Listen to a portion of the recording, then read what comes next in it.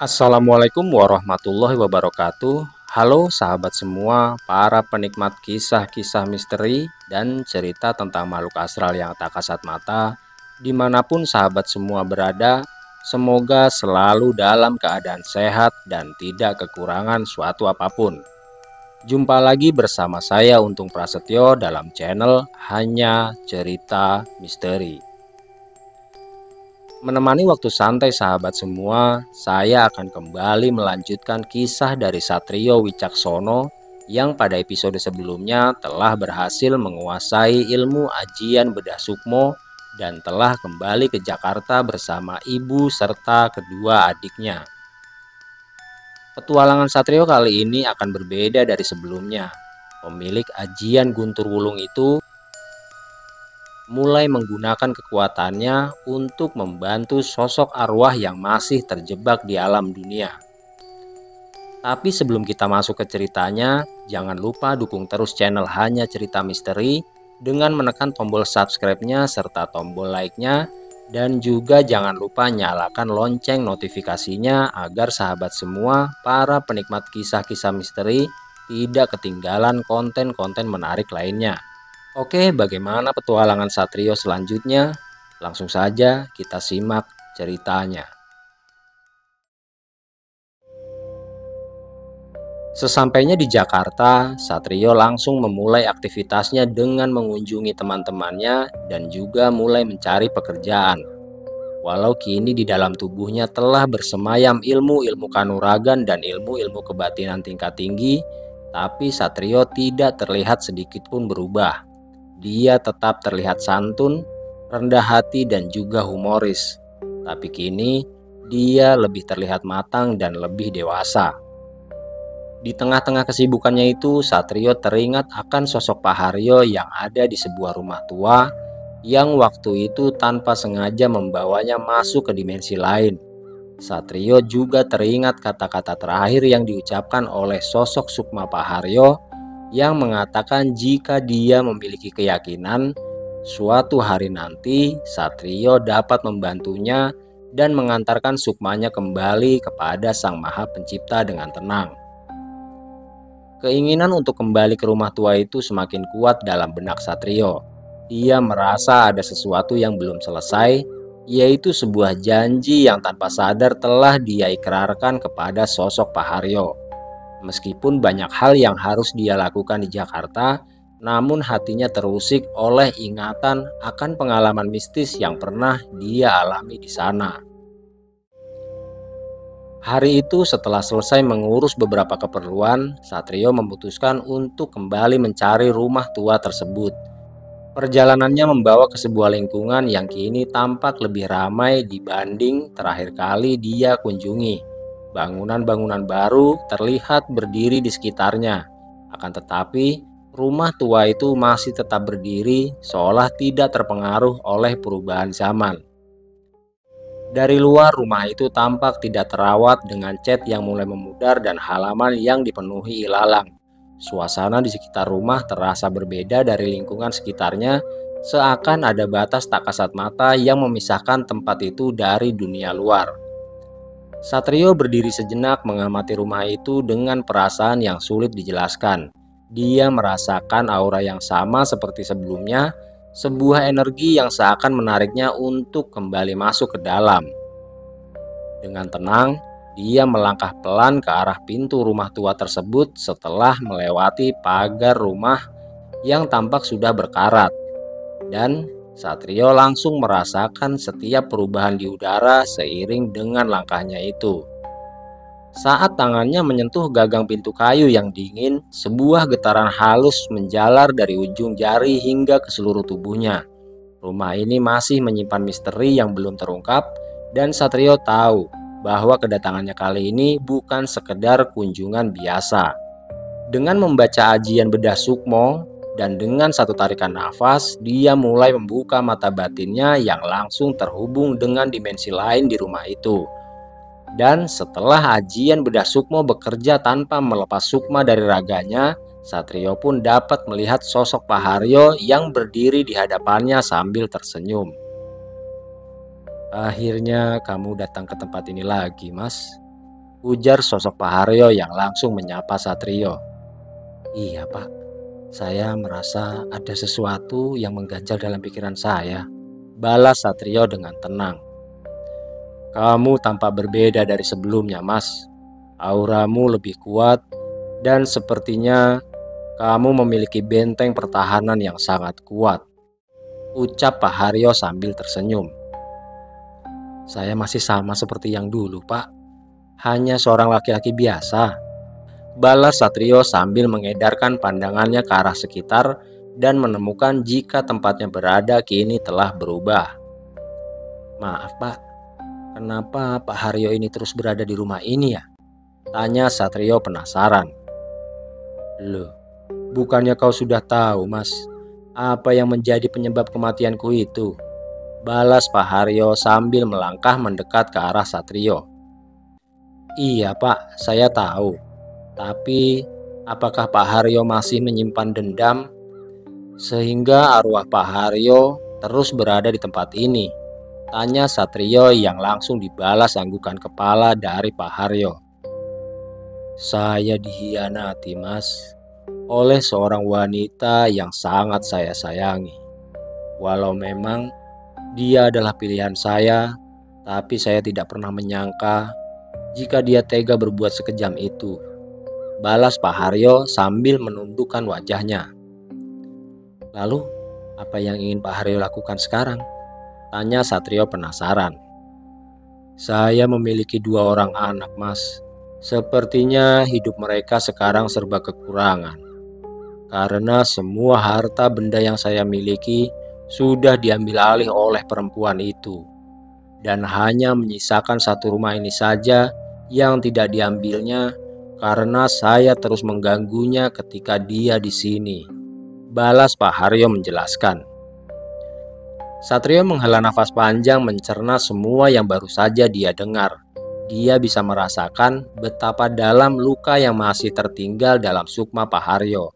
Dendam yang masih belum tuntas membuat arwahnya terjebak di rumah tua itu dan tidak bisa melanjutkan perjalanannya menuju ke alam yang lebih tenang. Jadi, Pak Haryo ingin membantu anak-anak Bapak? Tanya Satrio sambil menatap sosok Pak Haryo yang berada di depannya dengan penuh kesungguhan. Saya hanya ingin mereka mendapatkan hak yang seharusnya jatuh kepada mereka, Mas. Saya tidak ingin mereka hidup dalam kesulitan akibat keserakahan perempuan itu.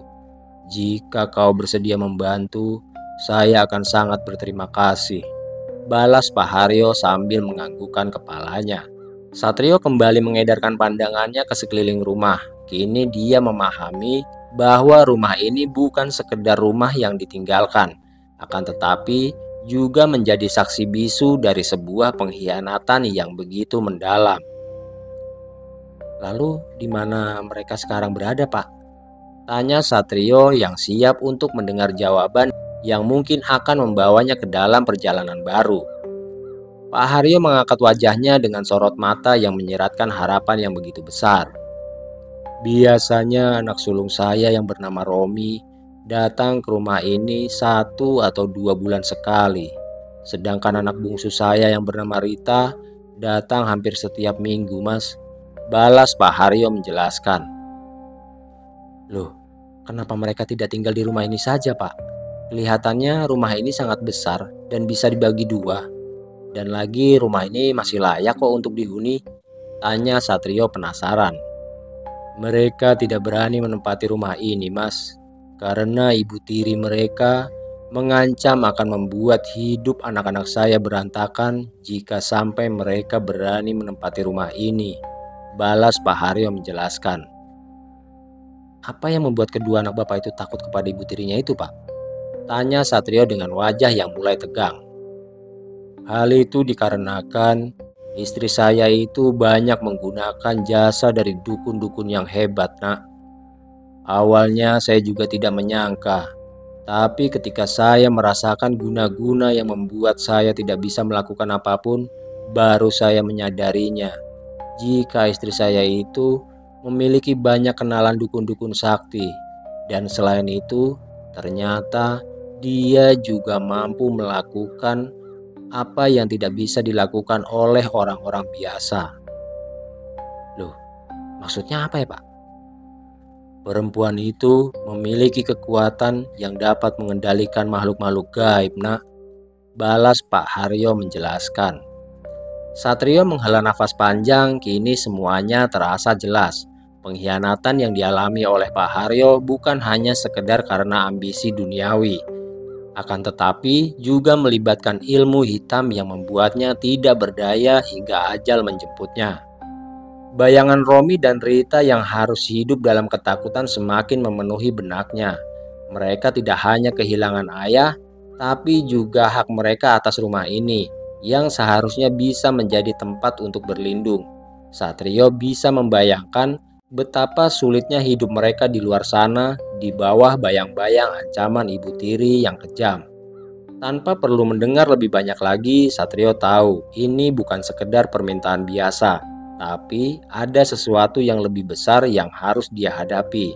Tidak hanya membantu Romi dan Rita mendapatkan hak mereka kembali, akan tetapi juga menghadapi ancaman dari ilmu hitam yang masih mengikat kehidupan mereka. Dalam hatinya, Satrio sudah mengambil keputusan. Dia tidak bisa membiarkan ketidakadilan ini terus berlanjut. Apapun yang terjadi, dia akan mencari Romi dan Rita untuk mengungkap kebenaran dan menghadapi ibu tiri mereka beserta kekuatan gelap yang melindunginya. Setelah mendapatkan penjelasan dari Pak Haryo, Satrio pun berpamitan kepada sosok arwah lelaki parubaya itu. Akan tetapi, setelah dia kembali ke tubuhnya dan berdiri tepat di depan rumah tua itu, Satrio dikejutkan dengan suara orang yang meneriakinya dari arah pagar rumah tersebut.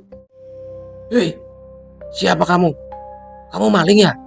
seru seorang lelaki yang usianya tampak sedikit lebih tua dari Satrio. "Itu Romi, Mas. Itu anak saya," ucap Pak Haryo yang ternyata masih berdiri di hadapan Satrio. "Maaf, Mas. Saya nggak bermaksud apa-apa," balas Satrio dengan tenang sambil berjalan mendekat ke arah lelaki yang meneriakinya itu.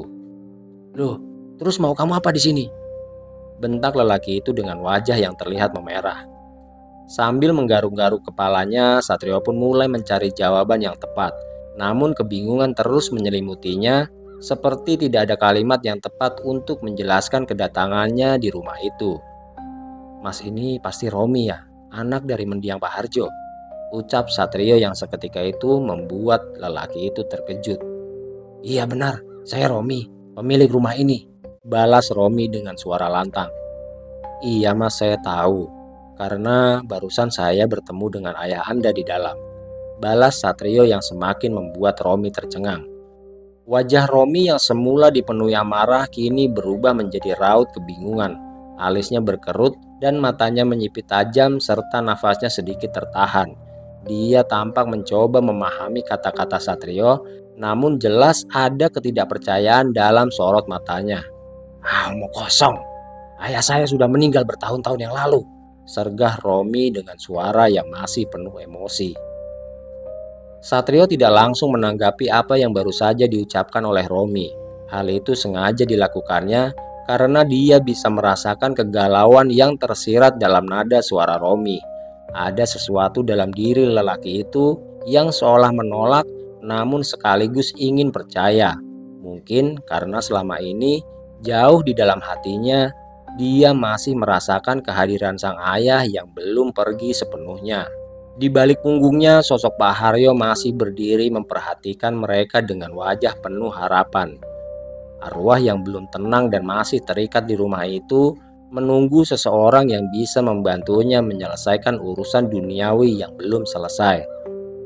Satrio pun menarik nafas dalam-dalam. Ini bukan saatnya berdebat atau membuktikan sesuatu dengan kata-kata. Dia harus membuat Romi percaya dengan caranya sendiri. "Ada sesuatu yang ingin ayahmu sampaikan, Mas," ucap Satrio dengan nada yang lebih tenang dan penuh keyakinan. Romi masih berdiri kaku, hatinya bergejolak, namun entah kenapa tatapan Satrio yang begitu dalam dan serius membuatnya sedikit gentar. Ada sesuatu dari lelaki asing ini yang terasa berbeda. Setelah agak sedikit lama berdiam di depan pagar pintu rumah itu, Romi pun melangkah masuk dan melewati Satrio tanpa mengucapkan sepatah kata pun. Dan setelah dia membuka pintu rumah tersebut, dia berkata seolah menantang Satrio untuk melakukan sesuatu yang mungkin mustahil dilakukan oleh orang awam. "Kalau kamu tadi bertemu dengan orang tua saya, sekarang tunjukkan di mana dia berada," ucap Romi sambil melangkah masuk ke dalam rumahnya. Tanpa pikir panjang lagi, Satrio pun langsung menyusul langkah Romi dan dia mulai memasuki rumah sambil sesekali memperhatikan keadaan sekitar. "Maaf mas, bukan saya bermaksud apa-apa.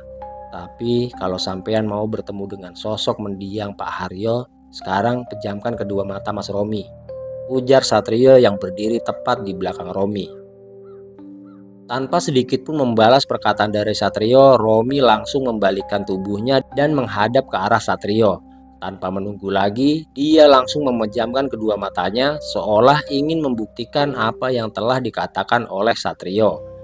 Mengetahui hal itu, Satrio pun langsung menggunakan ilmu ajian bedah sukmo. Dan setelah sukmanya terlepas dari raga, Satrio langsung menyentuh pundak Romi dan membawanya ke tempat Pak Haryo berada. "Sekarang buka mata sampean mas," ucap Satrio perlahan. Walau sempat merasa terkejut dengan apa yang dilihatnya, tapi Romi tetap terlihat tenang. Sambil terus mengedarkan pandangannya, dia mulai menyadari jika kini dirinya berada di alam lain. Karena kini rumah tua yang tadi dimasukinya itu terlihat tampak berbeda. Cahaya remang-remang menyelimuti ruangan, dinding-dinding kayu terlihat rapuh dan hawa dingin yang menusuk terasa begitu nyata. Suara-suara samar terdengar di kejauhan seperti bisikan yang datang dari sudut-sudut gelap di rumah itu. Tidak lama kemudian, di hadapan mereka perlahan-lahan muncul sosok yang sangat dikenalnya. Pak Haryo berdiri di sana mengenakan pakaian sederhana seperti yang sering dia pakai saat semasa hidupnya. Tatapannya penuh kerinduan dan kesedihan, seolah menunggu saat ini sejak lama. "Romi," ujar Pak Haryo yang terdengar begitu berat namun mengandung kehangatan yang begitu familiar. "Ayah," balas Romi dengan suara yang hampir terdengar berbisik. "Sudah lama sekali nak, ayah ingin bertemu denganmu," ucap Pak Haryo dengan wajahnya yang dihiasi senyum bahagia. Romi tidak mampu berkata-kata, dia hanya bisa menatap sosok ayahnya dengan mata yang mulai basah. Banyak perasaan berkecamuk di dalam dadanya, rasa rindu, haru, dan juga kesedihan mendalam atas semua yang telah terjadi di masa lalunya. Satrio yang berdiri di sampingnya tetap diam membiarkan momen itu terjadi. Dia tahu ini bukan sekedar pertemuan antara dua dunia, melainkan kesempatan bagi seorang ayah yang telah menunggu untuk menyampaikan pesan terakhirnya kepada anak yang ditinggalkannya. "Rom, ada hal yang harus kau ketahui dan kau lakukan, nak. Ayah ingin kau dan adikmu mendapatkan kembali hak kalian yang telah dirampas," ucap Pak Haryo dengan wajah penuh ketegasan. "Tapi bagaimana ya? Wanita itu terlalu kuat. Dia punya banyak orang-orang sakti di belakangnya. Selain itu, dia juga memiliki kesaktian ya." "Karena itulah, kau harus berani, Rom. Jangan biarkan ketakutan menguasaimu. Selama ini, ayah tetap di sini karena telah merasa gagal melindungi kalian. Sekarang, kau harus memperjuangkan apa yang menjadi hakmu dan juga Rita," ucap Pak Haryo dengan tegas. "Mas Romi gak usah khawatir. Saya akan membantu Mas Romi dan juga Mbak Rita agar Pak Haryo dapat kembali dengan tenang. Ini kesempatan Mas Romi untuk mengubah segalanya, Mas," sambung Satrio yang membuat Romi merasa lega mendengarnya. Romi menghela nafas panjang. Di dalam hatinya perasaan bimbang dan takut masih menghantui-nya. Akan tetapi kata-kata dari ayahnya serta kehadiran Satrio memberinya kekuatan. Dalam diam, dia mulai memahami bahwa selama ini dirinya telah membiarkan ketakutan menguasai hidupnya. Bayangan masa lalu kembali melintas dalam benaknya saat ibunya meninggal dan ayahnya menikah lagi dengan wanita itu. bagaimana kehidupan mereka perlahan berubah menjadi sebuah tekanan dan penderitaan. Dia ingat saat-saat di mana dia dan Rita harus menahan lapar, sementara wanita itu hidup dengan segala kemewahan yang berasal dari harta peninggalan ayah mereka. Kini, di hadapan sosok ayahnya yang masih terjebak di dunia ini, Romi merasa beban tanggung jawab itu semakin nyata. Dia tidak bisa hanya berdiam diri. Jika ayahnya saja masih terus menjaga rumah ini dalam bentuk arwahnya, bagaimana mungkin dia sebagai anak tidak berjuang untuk yang seharusnya menjadi milik mereka. Di sampingnya, Satrio tetap berdiri dengan penuh ketenangan. Dia sudah melihat banyak hal di luar nalar manusia biasa, dan dia tahu bahwa ini bukan sekedar pertarungan duniawi. Akan tetapi, ada kekuatan lain yang bermain di balik semua kejadian ini, dan untuk menghadapinya, Romi tidak bisa hanya mengandalkan keberanian saja. Akan ada pertarungan besar di depan, bukan hanya melawan wanita kejam itu, akan tetapi juga menghadapi kekuatan gaib yang mungkin telah melindungi dirinya selama ini. Pak Haryo menatap putranya dengan sorot mata penuh harap. Dalam keheningan, dia mengulurkan tangannya seolah ingin memberikan sesuatu yang tidak kasat mata kepada Romi. Namun, ketika Romi hendak menyentuh tangan ayahnya, tiba-tiba saja pandangannya menjadi gelap dan dia tidak sadarkan diri.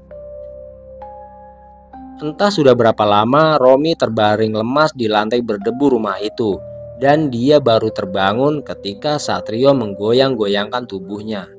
Mas, bangun. Hari sudah mulai gelap, dan kita masih harus memikirkan sesuatu untuk dapat memancing perempuan itu agar dia bertindak, ujar Satrio yang membuat Romi tersentak dan langsung bangkit dari tidurnya.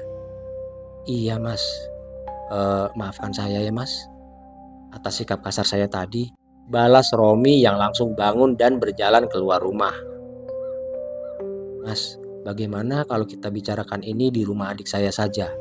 Itu pun kalau masnya tidak keberatan, imbuh Romi dengan wajah penuh harap. Siap mas, kebetulan saya senggang kok. Oh iya, perkenalkan, nama saya Satrio. Panggil saja nama saya. Kelihatannya saya lebih muda daripada Mas Romi, balas Satrio sambil mengulurkan tangannya.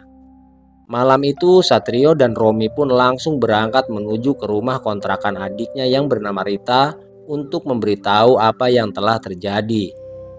Dan setelah perjalanan yang cukup panjang, mereka akhirnya tiba di sebuah gang sempit yang dipenuhi rumah-rumah kontrakan sederhana. Bau khas pemukiman padat penduduk menyambut mereka, bercampur dengan suara anak-anak bermain dan ibu-ibu yang bercengkrama di depan rumah mereka. Romi melangkah lebih dulu menyusuri lorong sempit yang dipenuhi jemuran pakaian yang hampir menutupi jalan. Di depan sebuah rumah kecil dengan dinding yang sudah mulai pudar warnanya, Romi berhenti. Dia mengetuk pintu kayu yang terlihat lapuk, kemudian terdengar suara langkah kaki dari dalam. Tidak lama kemudian, pintu terbuka dan seorang perempuan muda dengan wajah kelelahan muncul di hadapan mereka. Walah, Mas Romi, ucap perempuan itu setengah tidak percaya melihat kakaknya berdiri di depan pintu rumahnya. Iya dek, aku mampir sebentar, balas Romi sambil tersenyum. Setelah beberapa saat berbincang di depan rumah, Rita pun langsung mengajak mereka masuk. Rumah kontrakan itu sangat sederhana, hanya terdiri dari 2 ruangan kecil dan 1 dapur mungil di bagian belakang. 2 anak kecil tampak sedang tertidur di sudut ruangan. Tubuh mereka hanya beralaskan kasur busa tipis. Melihat kondisi itu, Romi semakin menguatkan tekadnya. Mereka pun duduk di lantai karena memang tidak ada perabotan mewah di sana. Romi mulai menjelaskan segalanya kepada Rita tentang pertemuannya dengan arwah ayah mereka dan tentang harta yang telah dirampas, serta keinginan untuk merebut kembali apa yang menjadi hak mereka. Rita pun mendengarkan dengan penuh perhatian dan dengan mata yang berkaca-kaca. Mas Satrio bersedia membantu kita, dek, ujar Romi sambil menatap ke arah Satrio. Mendengar hal itu, Satrio hanya mengangguk pelan. Dia tahu bahwa ini bukan sekedar perebutan harta. Malam itu mereka bertiga duduk bersama merancang rencana untuk memancing wanita itu keluar dari persembunyiannya. Dan setelah berbincang cukup lama, Satrio pun mengusulkan jika salah satu dari mereka menempati rumah tua itu saja. Karena walau terlihat kusam, namun rumah itu masih sangat layak untuk dihuni. Bukannya kami tidak mau, Yo. Dulu pernah aku menempati rumah itu bersama keluargaku. Tapi baru 1 bulan kami tinggal di sana, anak dan istriku jatuh sakit. Dan setelah kami mencari pengobatan alternatif, kami diminta untuk pindah dari sana, ujar Romi menjelaskan. Dan setelah aku telusuri, ternyata memang benar. Perempuan bernama Mirna itulah penyebab sakit yang dialami oleh keluargaku, Yo. Dia mengirimi kami guna-guna. Bahkan Rita saja yang tidak tahu menau ikut terkena imbasnya, imbuh Romi menjelaskan. Nah, justru itu yang harus kita lakukan, Mas. Memancing Mirna untuk menyerang. Percayalah, Mas, aku akan melindungi kalian dengan apa yang aku miliki saat ini. Balas Satrio yang membuat Romi dan Rita terdiam dan saling beradu pandang.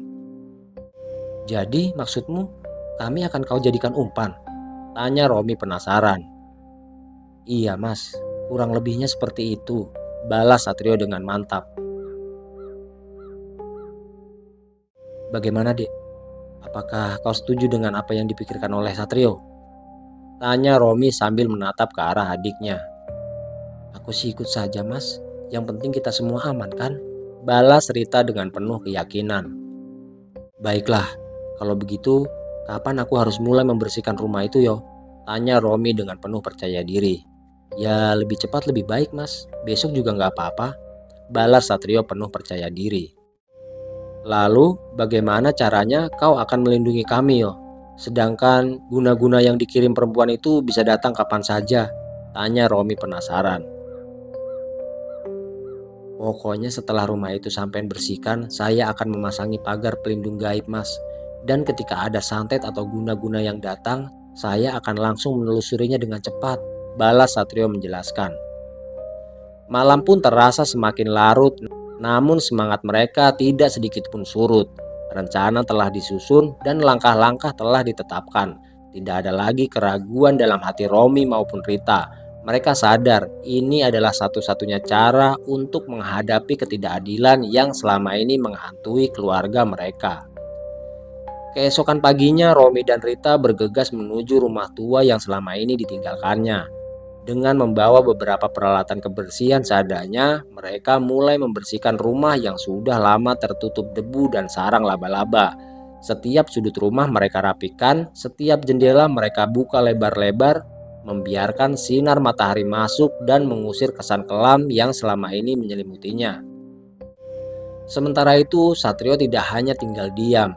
Dengan ilmu yang dimilikinya, dia mulai merapal doa dan memasang pagar gaib di sekitar rumah. Ajian sirep pawening pun dia gunakan untuk menutup dan melindungi rumah itu dari serangan-serangan makhluk gaib yang pasti akan dikirimkan oleh perempuan bernama Mirna itu.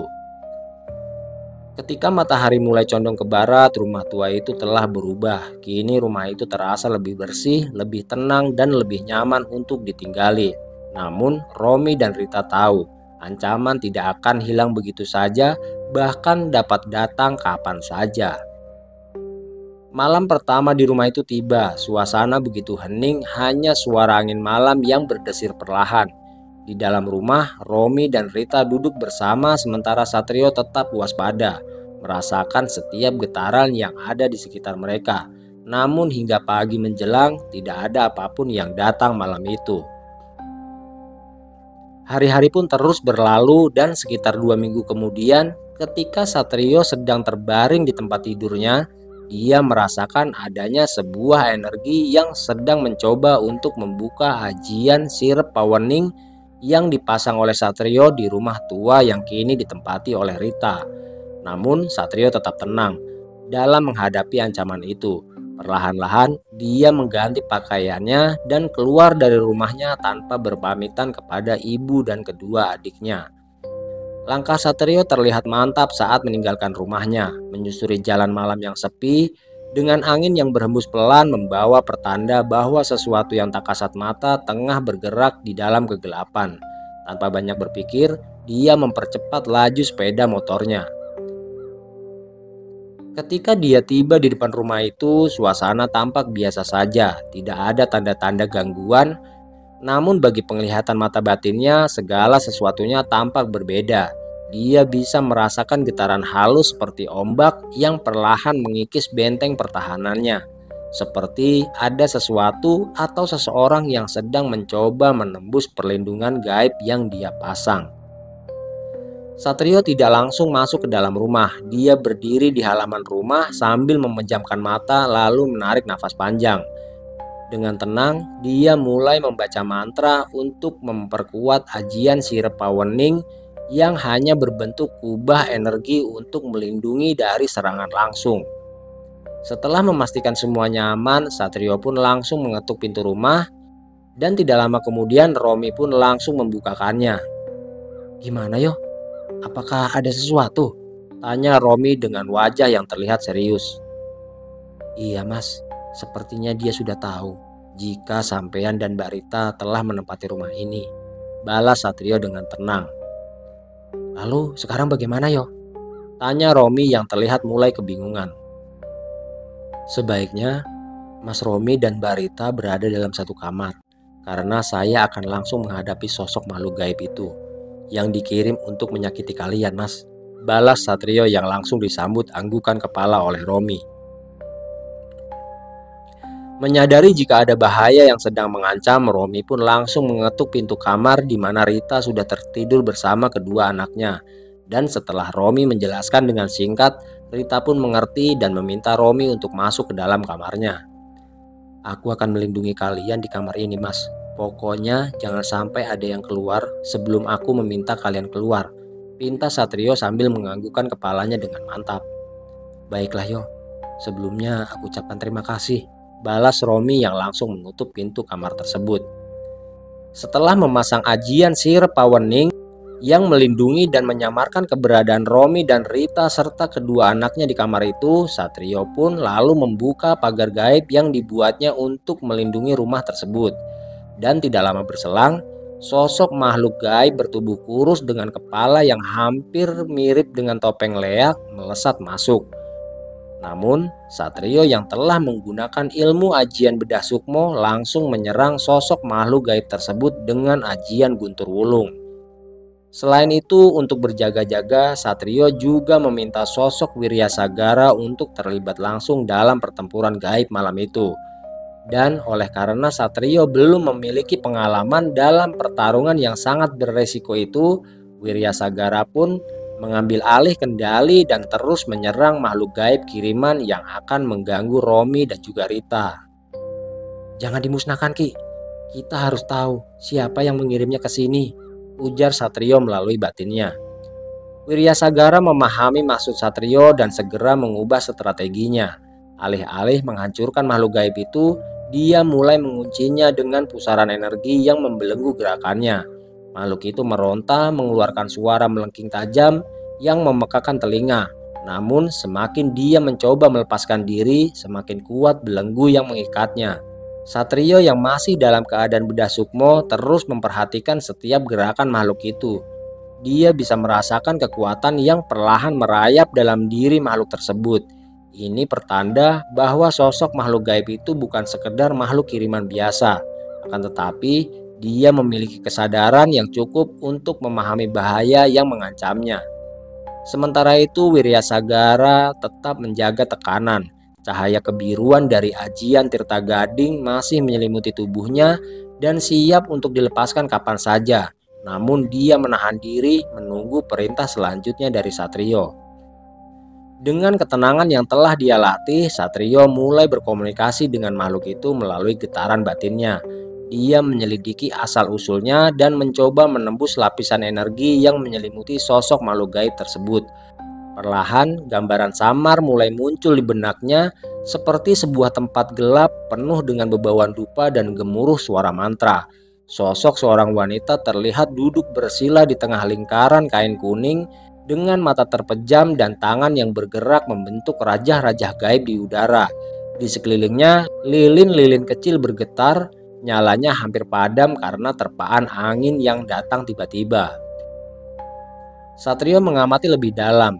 Wajah wanita itu perlahan menjadi jelas dan dia bukan orang asing di mata Satrio. Memang benar, dia orangnya. Dia adalah istri Pak Haryo, gumam Satrio dalam hatinya. Tanpa ragu, Satrio mempererat cengkeramannya dalam dunia gaib untuk menyalurkan kekuatannya agar makhluk itu semakin terikat dalam kendalinya. Dia tahu siapa yang berada di balik serangan ini. Makhluk itu terus meronta tetapi kekuatannya semakin melemah. Dia tahu jika tidak ada lagi gunanya melawan lebih lama. Dan getaran yang dipancarkan oleh makhluk itu berubah menjadi sebuah kepasrahan seolah menerima nasibnya. Dengan satu gerakan tangan, Satrio pun mengubah energi yang membelenggu makhluk itu menjadi sebuah perintah. Dia tidak lagi menahannya, melainkan mengikatnya dan mulai memerintahkan makhluk itu. Sekarang kembalilah kepada orang yang menyuruhmu dan lakukan apa yang tadi dia perintahkan. Mengerti? Ucap Satrio melalui batinnya. Apa kau ingin menghabisi manusia itu, Satrio? Tanya Wirya Sagara sambil menatap dalam ke arah Satrio. Tidak, Ki. Aku hanya ingin memberinya sedikit pelajaran saja. Balas Satrio sambil melesat mengikuti makhluk gaib yang baru saja dia jinakkan itu. Dengan kekuatan dan kecepatannya, Satrio pun terus mengikuti makhluk gaib itu pergi. Dan setelah sampai di sebuah rumah besar, Satrio menghentikan langkahnya sambil terus memperhatikan keadaan sekitar. Rumah besar itu berdiri megah di tengah pekarangan luas yang dikelilingi pagar tinggi. Beberapa lampu di halaman masih menyala, memberikan pencahayaan redup yang cukup untuk menampilkan keadaan di sekitarnya. Satrio kini menyembunyikan dirinya di balik ajian sirep pawening. Dia mulai mengamati dengan cermat bagaimana makhluk yang tadi dia kendalikan kini merayap mendekati wanita bernama Mirna. Mirna tampak tenang. Kedua matanya terpejam sambil mulutnya terus komat-kamit seperti sedang membaca mantra pemanggil. Dia tidak menyadari bahwa apa yang dipanggilnya kini datang untuk melukai dirinya sendiri. Perlahan tapi pasti aura gelap mulai menyelimuti ruangan di mana Mirna berada. Angin dingin bertiup pelan, pertanda bahwa energi yang dia undang telah tiba. Namun dalam sekejap suasana berubah. Mirna tiba-tiba membuka matanya dengan wajah yang terlihat menegang. Makhluk yang seharusnya menjadi perantaranya dan mengabdi kepadanya kini malah berbalik menyerangnya. Dan jerit kesakitan pun terdengar dari dalam sebuah ruangan yang hanya diterangi dengan nyala lilin. Satrio tetap mengamati dalam diam, membiarkan makhluk itu melaksanakan perintahnya. Mirna yang terlihat panik terus berusaha melawan dengan membaca mantra-mantra perlindungan. Akan tetapi segalanya sudah terlambat. Makhluk itu melesat cepat, mencengkeram Mirna dengan energi yang kini tidak lagi bisa tunduk kepadanya. Tubuh Mirna pun bergetar hebat, keringat dingin mengalir di dahinya seakan merasakan sakit yang sangat luar biasa. Dia mencoba menyingkirkan sosok makhluk gaib tersebut dengan mantra yang dia kuasai. Namun tidak satu pun ada yang berhasil. Kekuatan yang dulu dia gunakan untuk menguasai kini berbalik menjadi hukuman bagi dirinya sendiri. Satrio tetap dalam posisi bertahan dan memastikan jika makhluk itu hanya akan memberi pelajaran bukan membinasakan. Namun betapa terkejutnya Satrio ketika sosok itu bekerja di luar kendalinya. Dan malam itu menjadi malam di mana dia harus menyaksikan seseorang tewas oleh makhluk gaib yang diperintahnya. Dasar makhluk bodoh, gumam Satrio yang langsung pergi meninggalkan tempat itu. Satrio melesat cepat meninggalkan rumah besar yang kini diselimuti aura kematian. Meskipun niatnya hanya untuk memberi pelajaran, tapi makhluk gaib yang dia kendalikan bertindak di luar batas perintahnya. Dia merasa bersalah, tetapi tidak bisa mengubah apa yang sudah terjadi. Dalam sekejap, Satrio pun kembali ke rumah tua tempat tubuhnya berada. Dan tanpa sedikit pun kesulitan, dia kembali memasuki jasadnya. Sesaat matanya terbuka, tubuhnya terasa lemas, keringat dingin mengalir deras. Namun hal itu bukanlah apa-apa bagi Satrio, karena dia tahu ini adalah pertama kalinya dia menggunakan semua kemampuan yang dia miliki dalam pertarungan gaib yang sesungguhnya. Lain kali kau harus lebih bijaksana lagi, Satrio, dalam mengambil sebuah keputusan. Jangan sembarangan menghukum orang, karena bisa jadi akan berakibat buruk bagi dirimu sendiri, ujar sosok Wiryasagara sebelum menghilang dari pandangan matanya. Iya Ki, aku salah. Itu semua di luar kendaliku, ucap Satrio dalam hatinya. Setelah semua selesai, Satrio pun langsung mengetuk pintu kamar tempat di mana Romi dan Rita berada. Dan setelah Romi terbangun, Satrio pun mulai menceritakan apa yang baru saja terjadi. Mendengar apa yang diceritakan oleh Satrio, Romi terdiam sejenak. Wajahnya menunjukkan ekspresi yang sulit diartikan. Ada rasa terkejut, ada juga rasa takut, dan sedikit lega bercampur menjadi satu.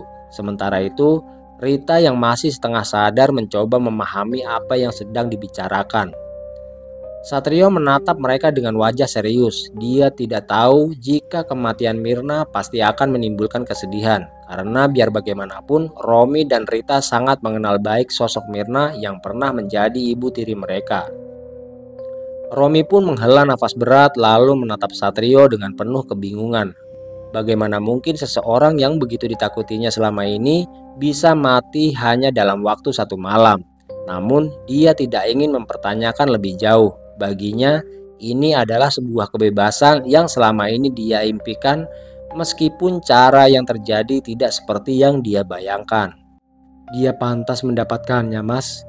Sudah, tidak usah kau sesali, ujar Pak Haryo yang tiba-tiba muncul di belakangnya. Iya Pak, saya hanya sedikit menyesali perbuatan saya yang kebablasan, balas Satrio yang membuat Romi dan Rita kebingungan. Apa Bapak mau menyampaikan sesuatu kepada Mas Romi dan Mbak Rita? Tanya Satrio yang dibalas anggukan kepala oleh Pak Haryo. Mengetahui jawaban dari Pak Haryo, Satrio pun langsung menggunakan kemampuannya untuk membawa Romi dan juga Rita masuk ke dimensi lain dan bertemu dengan ayah mereka. Begitu memasuki dimensi lain, Romi dan Rita langsung merasakan hawa yang begitu berbeda. Tempat itu begitu hening dengan kabut tipis yang menyelimuti sekeliling mereka. Romi menggenggam erat tangan adiknya, sementara Satrio tetap membimbing mereka menuju sosok yang telah lama mereka rindukan. Tidak lama setelah itu, Pak Haryo terlihat berdiri dengan senyum lembut di wajahnya. Wajah yang dulu selalu tampak lelah dan penuh kesedihan, kini terlihat lebih damai. Air mata pun menggenang di pelupuk mata Rita begitu melihat ayahnya berdiri di hadapannya. Tanpa ragu, dia langsung berlari dan memeluk sosok itu meskipun tubuh Pak Haryo bukan lagi jasad manusia, melainkan sekedar bayangan di antara dua dunia. Romi pun ikut menyusul dan berdiri di samping mereka, menatap ayahnya dengan mata berkaca-kaca. Ada begitu banyak hal yang ingin dia katakan, akan tetapi tidak satupun kata yang mampu keluar dari mulutnya. Pak Haryo mengulurkan tangan, lalu mengusap kepala Rita dengan lembut dan menatap Romi dengan penuh kebanggaan. Maafkan ayah nak, yang telah membuat kalian menderita, ucap Pak Haryo dengan suara yang terdengar pelan. Kini kalian telah terbebas dari sesuatu yang mengancam kalian, dan kalian harus melanjutkan hidup. Jangan biarkan masa lalu menahan langkah kalian, imbuhnya dengan suara penuh ketegasan. Rita mengangguk sambil terus menangis, sementara Romi mengepalkan tangannya dan berjanji dalam hati untuk menjaga adiknya dan keluarganya dengan lebih baik. Waktunya telah tiba. Jagalah diri kalian, nak. Sekarang ayah akan benar-benar pergi, ujar Pak Haryo yang perlahan memedarkan cahaya dari tubuhnya. Perlahan tapi pasti tubuh Pak Haryo mulai memudar berubah menjadi cahaya yang perlahan menghilang dalam kegelapan. Rita mencoba meraihnya, tetapi dia hanya menggenggam udara kosong. Mengetahui hal itu, Satrio segera menarik kembali kesadaran Romi dan Rita ke dunia nyata sebelum ada kekuatan asing yang menahan sukma mereka. Begitu Romi dan Rita tersadar, keringat dingin membasahi tubuh mereka dan nafas mereka terengah-engah, tetapi hati mereka terasa lebih ringan. Kejadian malam itu menjadi langkah awal bagi Satrio dalam menggunakan kekuatannya. Tapi sayangnya, malam itu pun harus sedikit ternoda dengan kematian Mirna. yang telah menyebabkan kematian Pak Haryo dan juga telah menyengsarakan Romi dan juga Rita.